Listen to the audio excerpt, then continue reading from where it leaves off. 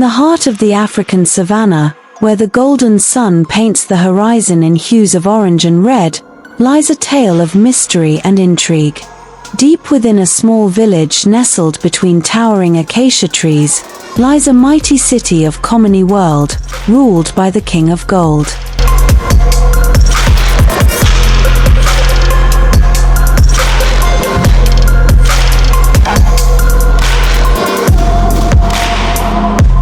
The king was simply called Gold.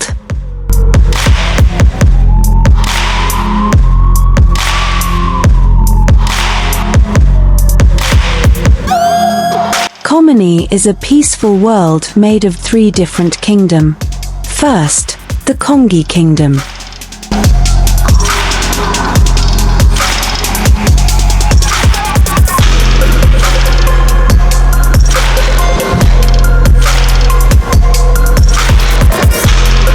The Kongi people are industrious people. They are peaceful and loving people. They hate fight and war.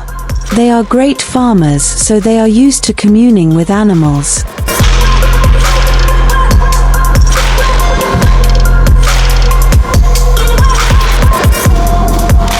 They have mastered the act of changing from man to animals.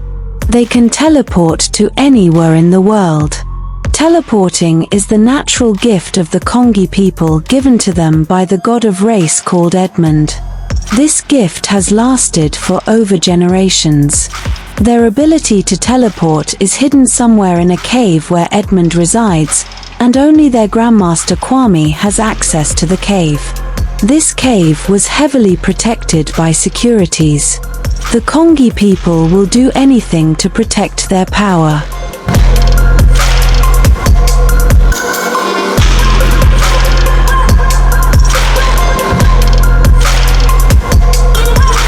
The Atina Kingdom. The Atina people are kind-hearted people of the Kumuni world. Their wealth stems from the amount of love they shower on people. At least that is their belief. The Atina people believes that once they show kindness to you, their kindness will come back to them somehow. So, always, they are kind to all. They have the power of wealth. They are the wealthiest of all the kingdom. They have gold, diamonds, silvers, and almost all natural resources. They are good people and were protected by the god of wealth called Zubi.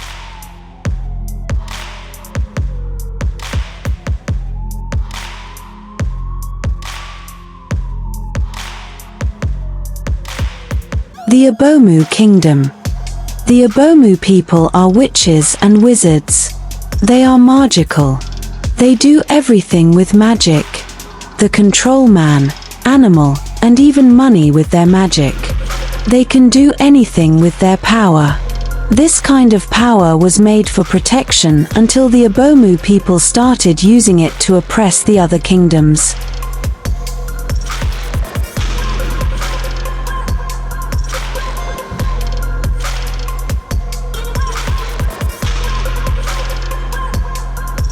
This power was collected automatically from them by not allowing them to exercise their powers openly.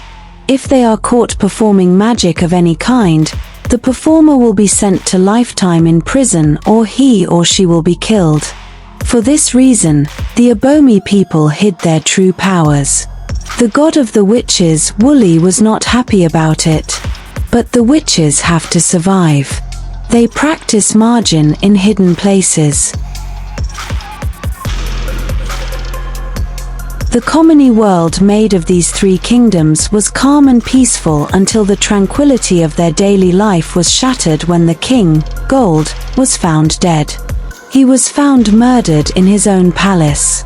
The news spread like wildfire across the village, sending shockwaves through the tight-knit kingdoms and communities in extension. As the sun dipped below the horizon, casting long shadows across the village, suspicion hung heavy in the air. Whispers echoed through the night, pointing fingers at everyone from jealous rivals to disgruntled family members.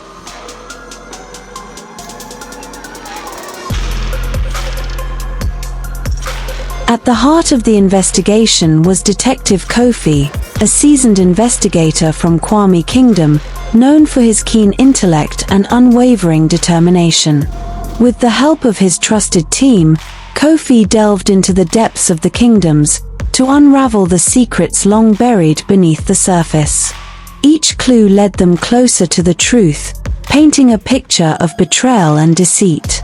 From hidden love affairs to long-standing feuds, the village held no shortage of motives for murder.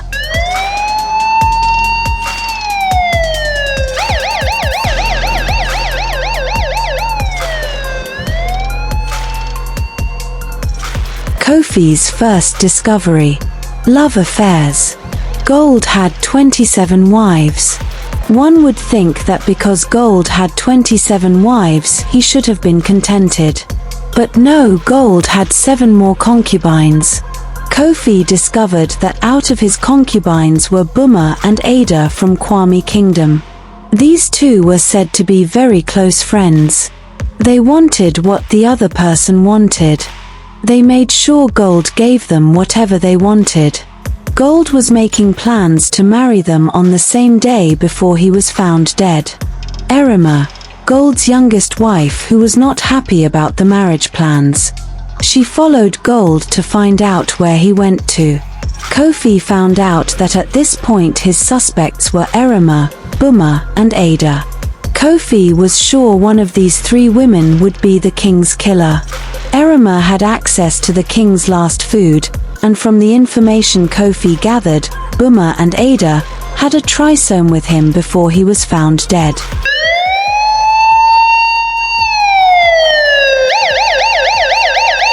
Before Kofi would finally investigate Buma, Ada, and Erima's case, he had to explore other possibilities that could have led to the king's death. As the days turned into weeks, and the investigation seemed to reach a standstill, Kofi stumbled upon a crucial piece of evidence that would change everything. Hidden in the shadows of the king's throne, obscured from prying eyes, was a blood-stained spear, the murder weapon.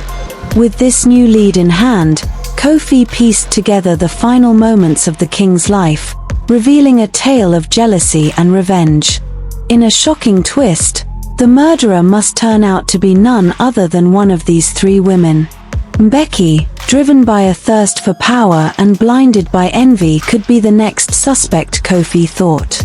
As Kofi summoned these 4 people to bring the truth to light, the village erupted in a mixture of disbelief and relief. Justice will finally be served, but the scars left by the tragedy will linger for years to come.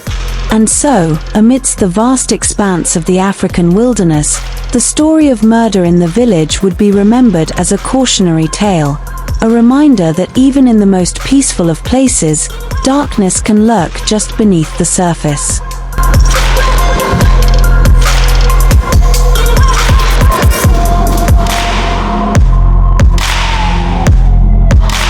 Determined to uncover the truth, Kofi assembled a team of seasoned investigators and pored over every detail of the crime scene with a meticulous eye. But as the days stretched into weeks, and the trail grew cold, Kofi's frustration mounted. Kofi waited for Erima, Buma, Ada, and Becky to arrive at his office. While they were discussing, Erima explained that she was only jealous of the fact that Buma and Ada were going to snatch her husband from her. She gave reasons why she wouldn't kill her husband that she loved so much. Ada explained that she knew nothing about the king's death and would do anything to help in figuring out what happened to the king. Becky could not say anything tangible. He was happy the king had died, at least he will become the next king. So, he told Kofi that he was innocent. Buma told Kofi that on that day that the king died, she was with her lover who happened to be another man. She was ready to ask her lover to come forth and testify on her behalf. But she explained that the king had told her some secrets she would only say when the time is right. As the investigation progressed, Kofi knew Buma knew something. Kofi insisted she said something, but she refused. Buma asked Kofi to come to her house so that they could hold a private discussion over what the king had told her. The next morning, Kofi went to find out what happened to the king from Buma, only to find Buma dead. An investigation just Kumuni has caused Buma's death. What will happen when they get to the other 3 kingdoms? At this point Kofi knew there was more to this case. Kofi and his team unearthed a web of deceit and betrayal that stretched from the highest echelons of society to the darkest alleys of the city. But try as they might, the elusive truth remained just out of reach. It wasn't until a chance encounter with an old informant Amadi led Kofi down a path he never could have anticipated. With a heavy heart and a sinking feeling in the pit of his stomach, Kofi and his team got ready to investigate the king and Buma's death. Who killed Buma and the king? Find out in the next episode. Please comment, like, share, and subscribe to this channel. Thank you.